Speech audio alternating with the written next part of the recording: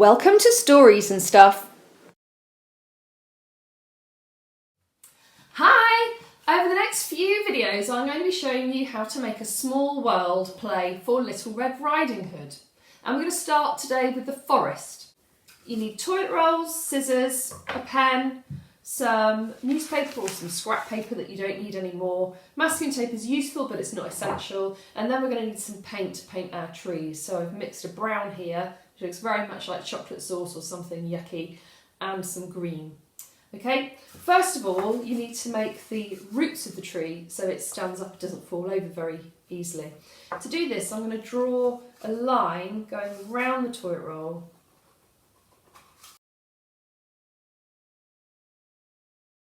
And then I snip up and I stop at that line, and you just need each snip that far apart.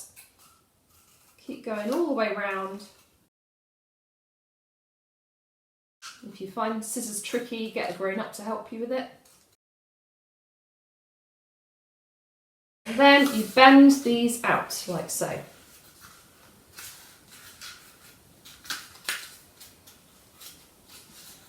And just give them a bit of a pinch.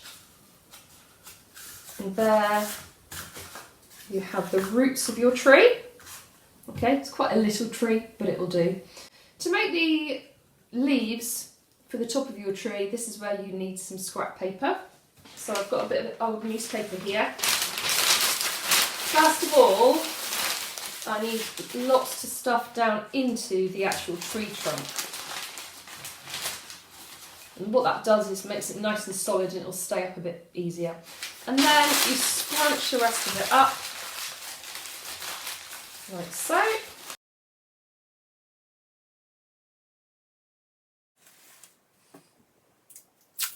Any bits that are sticking out like this bit here you can just tape to the rest of the tree.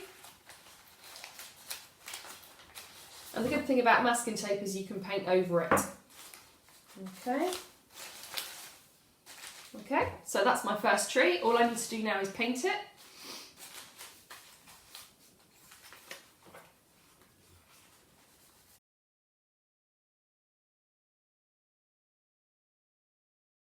If you don't have any paint, you can use felt pens.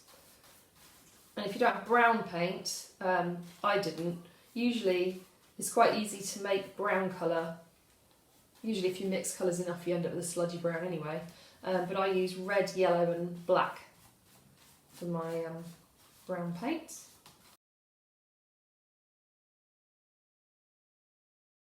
So that's my tree trunk there.